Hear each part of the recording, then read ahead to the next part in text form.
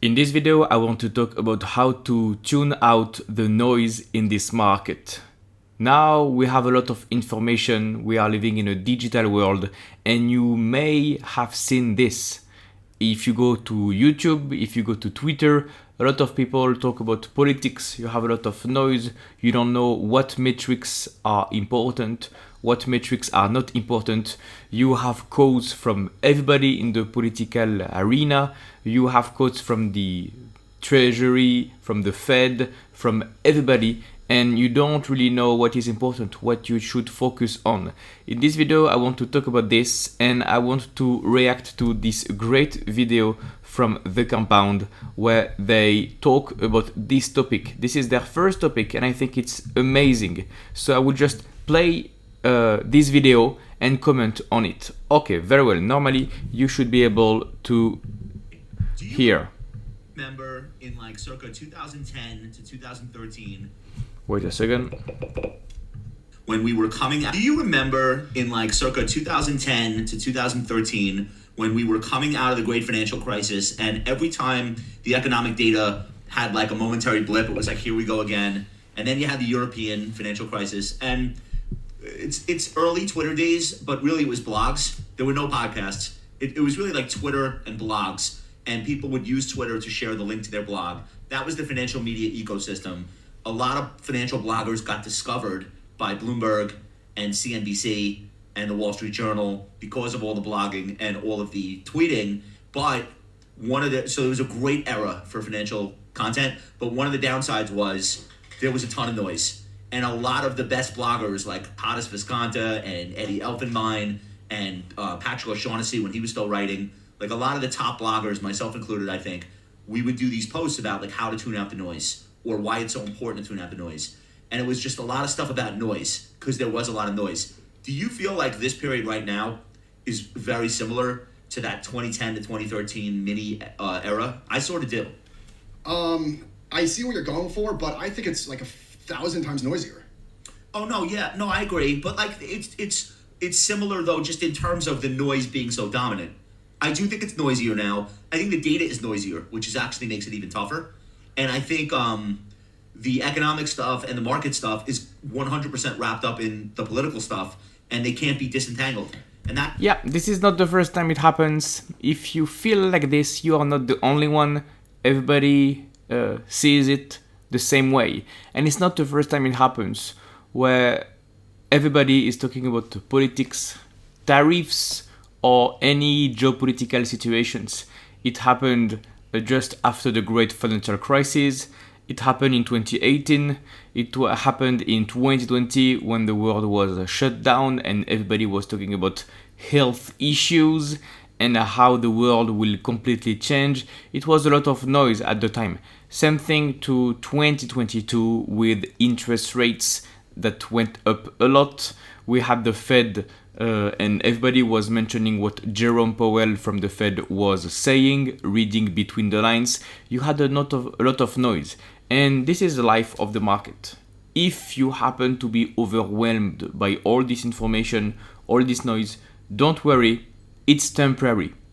You will have some months where the market will be very noisy, and you will have some periods of time when it's okay, and people will go back to talking about companies, earnings, what matters, margins, etc., valuation again. And it's normal, and they will give you plenty of tips in this video. By the way, if you don't know The Compound, I think it's a great podcast. It's a weekly show on Tuesdays. It's amazing. I highly recommend this podcast. You can subscribe to their channel. That's where one of the biggest sources of the noise. But that's why it reminds me so much of the European debt crisis. There was all this stuff about like austerity and like the role of central banks and Oh, by the way, they will talk about a specific risk that is not often talked about on YouTube. I'm sure you will love it. And I mean, it's amazing. Let me play it. It's a huge risk that I see right now at the moment. They will talk about it and what to do in this situation. The US approach versus what they were doing in Europe and German parliament and the Bundesbank.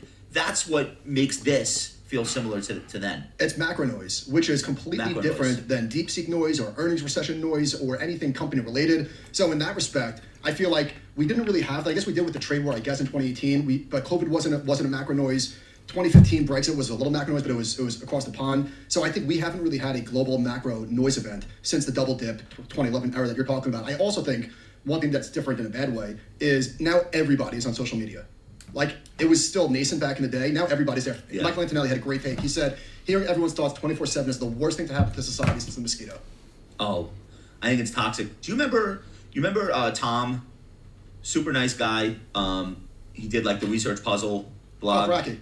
Yeah. Do you remember? And he did this really cool post called "The Cave and the Stream."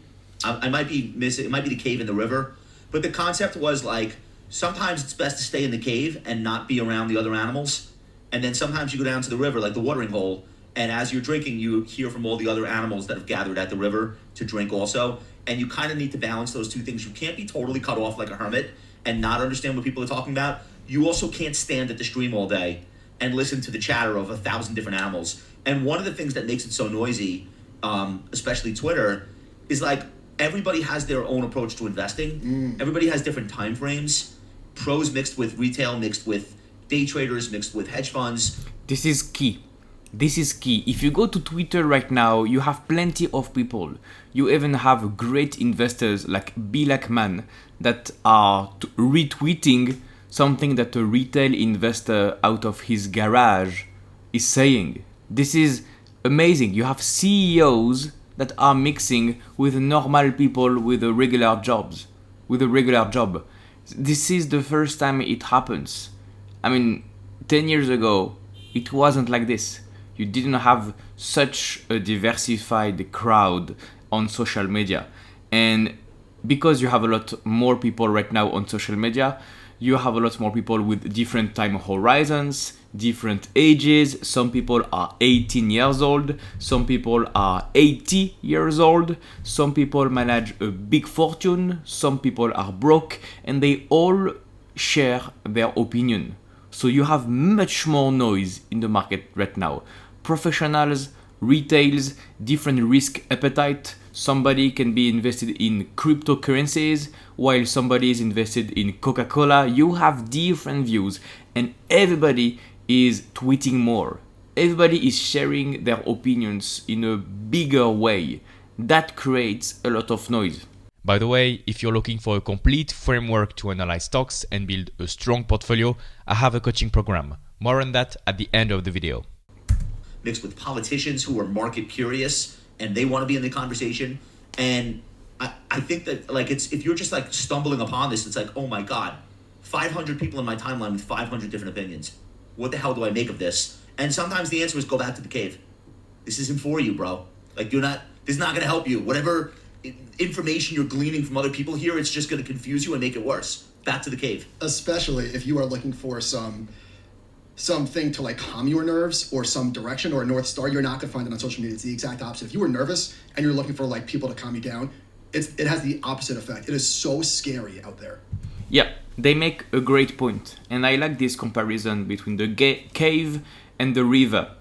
If you go and drink some water to the river, you might see some other animals, but different animals. Their drinking needs are different than yours.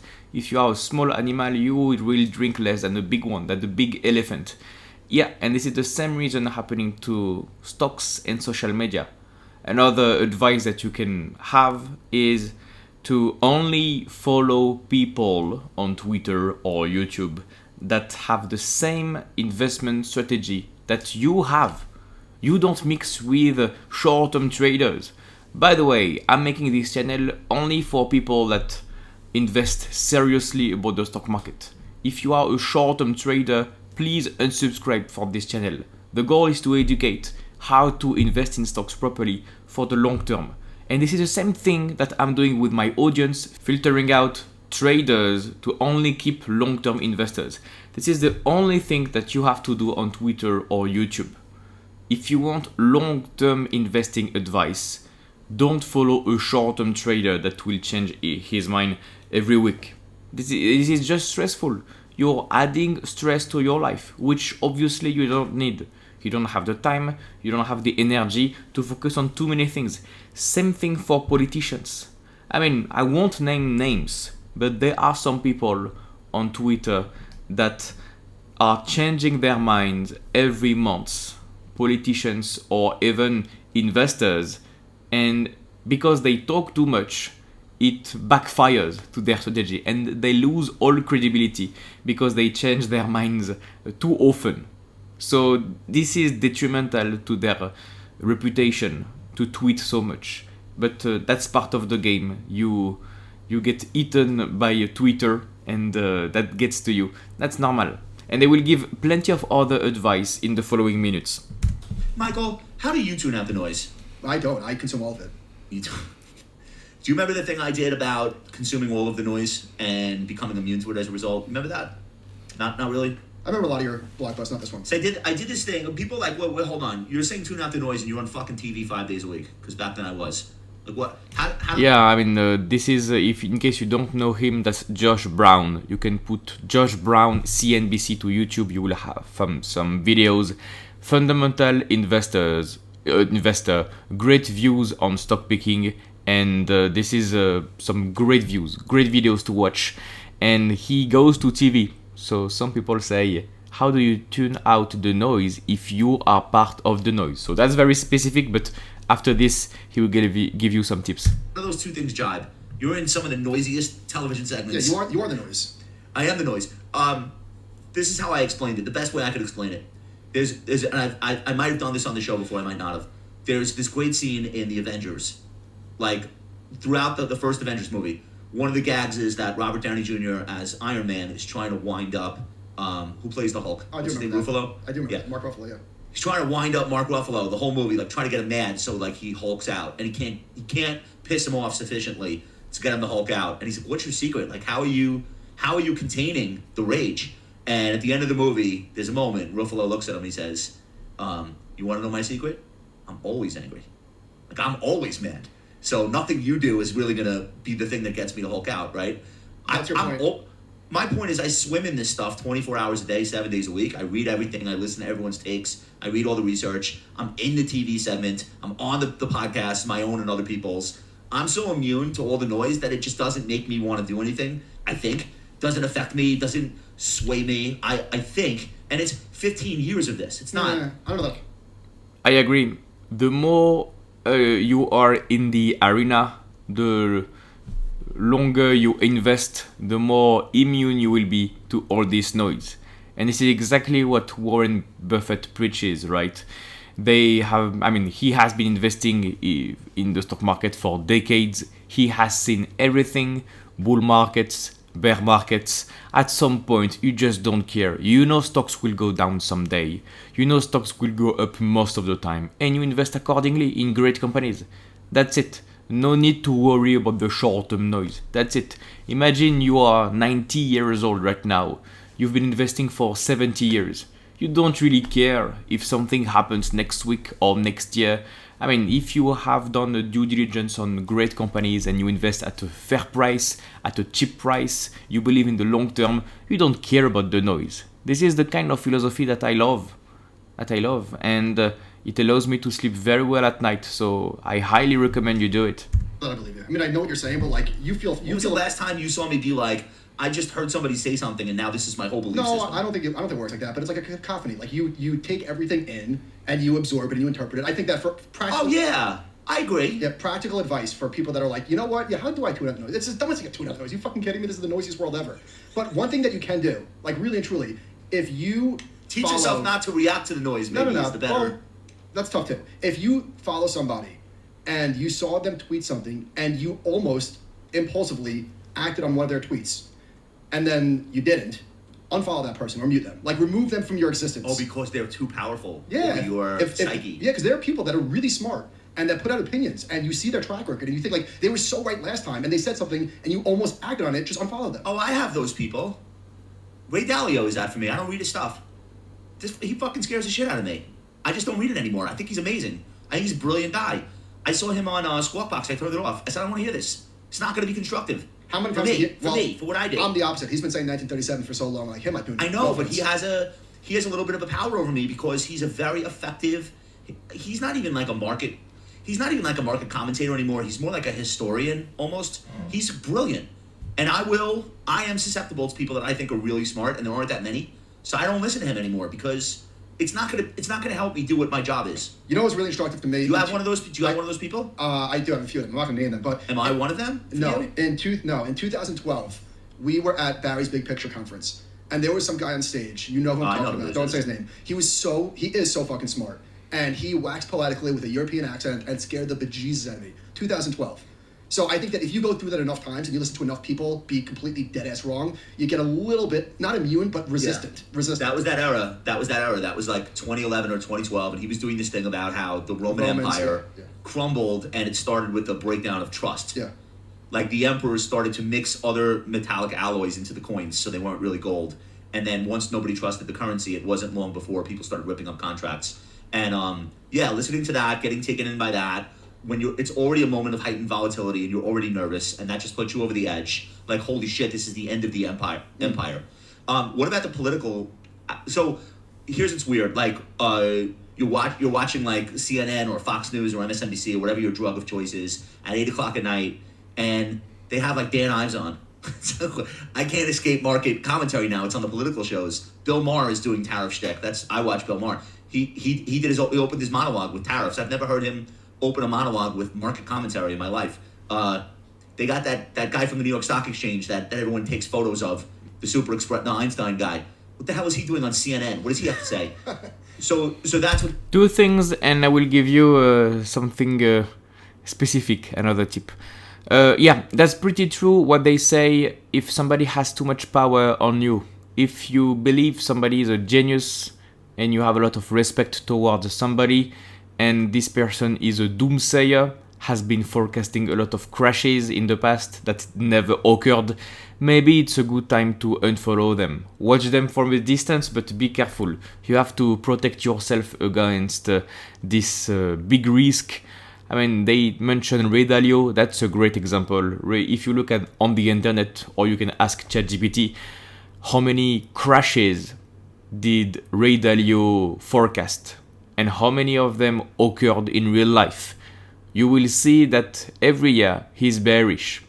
Every year for the past decade, he has been bearish, anticipating a huge crash. And you know what? It never occurred. So if you had followed Ray Dalio thinking there was a big crash, you would have held cash or invested in bonds, and you would have underperformed everybody. Sometimes it's good to be a perma-bull in this market. And now we are in a secular bull market, right, for some decades. In a secular bull market, it's good to be a perma-bull. Strangely enough, it sounds very dumb saying it. That's very simple to say it, but we are in a trend, right? You ride the wave until you can't. And for the moment, earnings are going up. The economy is improving in the US, so why not ride the wave? It's much more easy. And they also mentioned somebody that was scared about investing in Europe at the time in 2012. And if you don't know what happened in 2011, 2012, Euro crisis, it was a mess, and people expected a double recession, like in 2008 and then in 2011. Yeah, the economy slowed down, but it was not as bad as expected. And you had a lot of doomsayers at the time. Again, you can go on the internet completely for free and read some articles back at the time.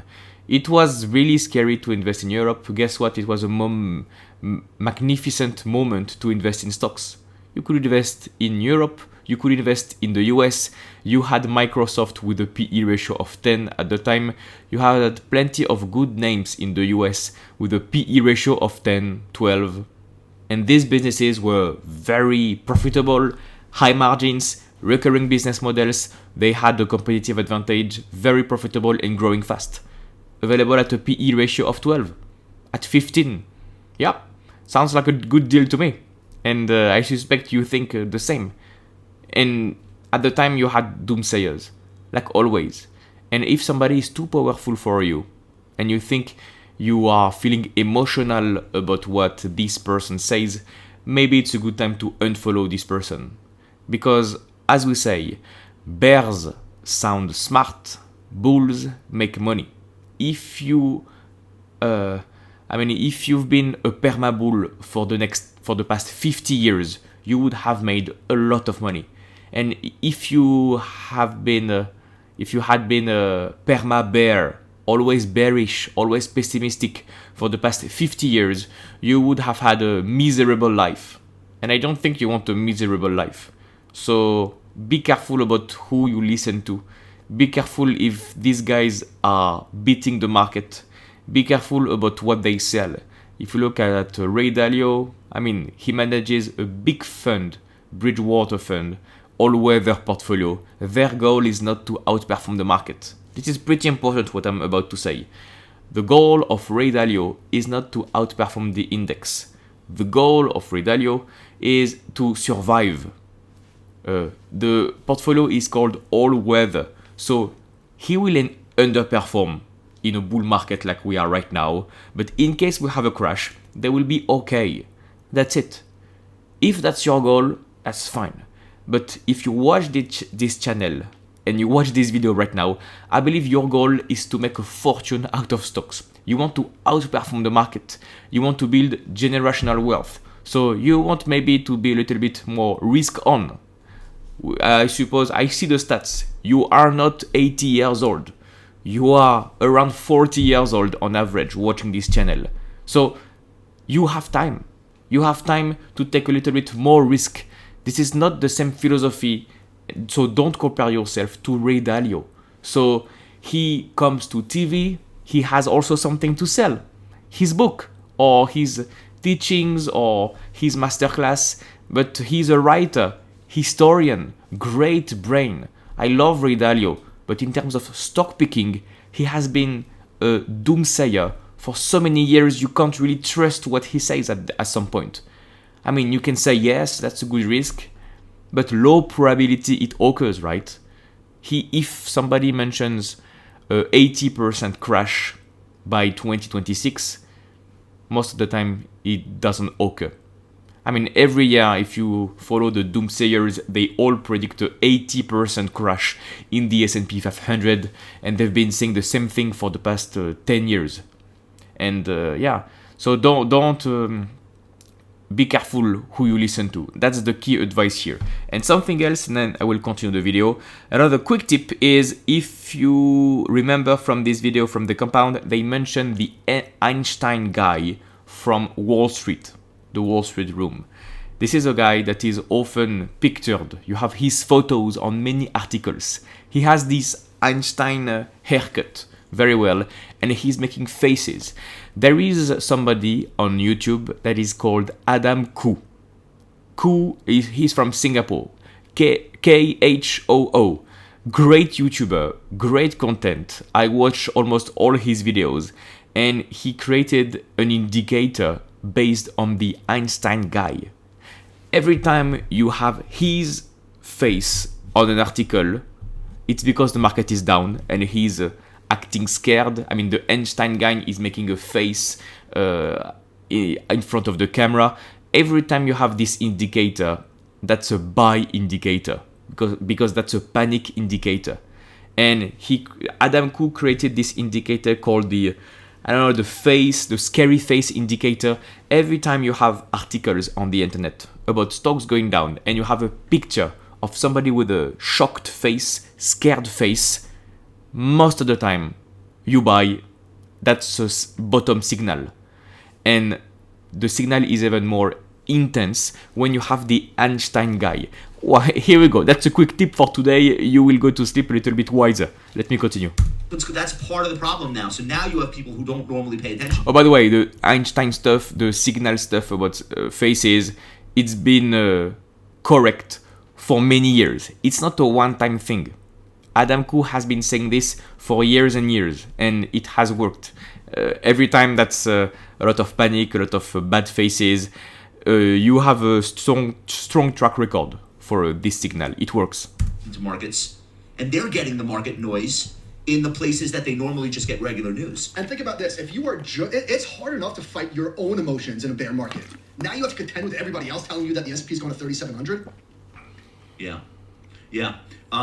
Look, I think it's one thing to say tune out the noise, but it's another thing. You actually have to define what noise is maybe before you can even tune it out. What right now is noise, and what is signal to you? To me, right now, the surveys are totally noise. The surveys. Show me this one. Let's show this Hard one. agree. Yeah. Hard agree. So, okay, this is from the Global Fund Manager Survey from Bank of America. Record number of investors intending, okay? Throw it out. Intending to cut U.S. equities. Okay, show me what they do. I don't care what they say. Look how noisy this chart is to begin with. Yeah, literally throw it out. But here, oh my God, record numbers of investors are dumping U.S. stocks. That doesn't feel great to hear. I don't believe it. Sorry. It's hundreds of fund managers answer the survey, and they're super moody and like responsive to the mood of the market. They're like way less stoic than you would expect global fund managers answering the survey to be. Super emotional. Put that chart up. All right, so when is this noise? Because in 2020, the only two times they'd ever gotten this bearish on this particular metrics want to the intention to cut and over to underweight, right? The only two times, 2023, March of 2023, that was during the mini bank panic, Silicon Valley Bank. Great time to buy stocks. Great time to buy stocks, but there's one other time, October of 05, they were right to panic. Okay. What a fucking shit show we ended up in 2 great. years later. And they bought emerging market stocks, even worse. Here's another one. John, show the University of Michigan one. Now, come on. This is insane. So, for people that are listening... Wait, stop.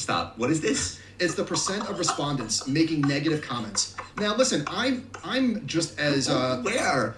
Making negative comments in the survey? I'm less than thrilled with the current administration's handling of tariffs and their messaging, but you're telling me that it's like almost twice as uncertain as anything that we've lived through over the last 30 years? Come on. It's the stupidest chart I've ever seen. Nonsense. Just nonsense. Yeah, the chart goes back to the 90s. Wait, hold on. The percent of respondents making negative comments, 60% of the respondents to the UMich Consumer Sentiment Survey. Are they all in Michigan? That would explain a lot. Have you talked to Ben recently? Right. Ben's walking around with a black cloud over him because he lives in the manufacturing heartland state, like the automaker state, the industrial state. Yeah, they're talking about their colleague Ben Carlson.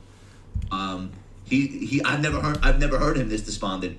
As I have over the tariff and trade stuff. Yeah, he's not thrilled. So all of the survey sentiment stuff says the same thing, but like it's showing hysteria. It's hysteria. That's a really good. It's almost beyond noise. It's like, oh, this is more than noise. It's the opposite of euphoria. It's like pure hysteria and panic. It's pandemonium. Yeah, so listen, like again, this sucks. The tariffs aren't great, and the messaging around them is worse. But it is a lot. Inconsistent, which also adds to the noise. The idea. So first of all, if you actually go up to somebody and ask them what the tariffs are, or what the tariffs are going on, they have no idea, because they don't live in it, and they're not as focused on it as we are. They don't know if it's steel, is it oil, is it semiconductors? At this point, nobody knows what the hell is going on, and I think we're going to talk about bank earnings later, but I was struck by Brian Moynihan's response. First, in the Q&A of the conference call this morning, Brian Moynihan, CEO of Bank of America, but also I heard him talking to Sarah Eisen today, and he's just like, look, you're asking me to comment on things that are still theoretical. We have no idea what we just don't know. Right. How do you expect me to make a comment on how the tariffs are going to affect the economy or our business when we don't really know what they are yet? Josh, to that point, did you see United Airlines after the close? I saw it ripping into the close. So they ripped so they reported earnings, and they gave estimated guidance for a stable environment and estimated fiscal year 2025 in a recessionary environment. So they didn't pull guidance like Delta did and Walmart did. They gave a range: stable, recession. So why give guidance at all? I don't know. I'm just saying. All right. So I think we agree. Surveys right now are pointless. People are out of their minds. Well, okay. What else is noise? Not totally pointless, because all of the surveys and the sentiments, including from CFOs and CEOs, are saying the same thing. It's probably not great. Like, heightened uncertainty, people are pulling back, people are worried about layoffs and income. They're going to spend less. Projects, CapEx is going to come down. So we will see a slowdown as a result of this, but it is over the top. Right. You could have a slowdown that's not actually a recession, which is what the banks are guiding to. So Bank of America is like, we are not forecasting a recession this year. Things could change. That's our call right now is not recession. This is not their Merrill Lynch guy that does CNBC. No. So this is like the bank's internal forecasting. If you take the surveys at face value, we're going to a depression. Citigroup reported too. Let's just hit that here really quickly. Are we doing the bank earnings later? Yeah, let's put it. All right, forget it. So all right, what are we doing after this? So I want to talk about the AI spend. Yeah, okay, if you want to watch the rest of this video, you can just go on YouTube and you will find it. It's a great video and they highlight some great points. How to tune out the noise. You unfollow people that are fear-mongering people. You focus on what really matters. You are very careful about the surveys, the trends. And if you do all of this, you can sleep better at night and invest accordingly. You will make less mistakes, you will have a better performance, and you will compound your wealth in the future. If you like this content, I have an investing coaching program. In this program, you will learn a complete investing process. You will learn how to find good stock ideas, how to properly value stocks, when to buy, when to sell, so that you can build a strong portfolio. Additionally, you will have access to my personalized guidance for long-term results. We will do weekly calls where we analyze stocks together, and you will have access to my private number available 24/7 for full support. If you are blocked, if you have any questions, I'm here to help. Click the first link in the description to get more information. You will get a video that explains how everything works completely for free. No need to sign up, no need for your email address. Just click the first link in the description and I'll see you on the other side.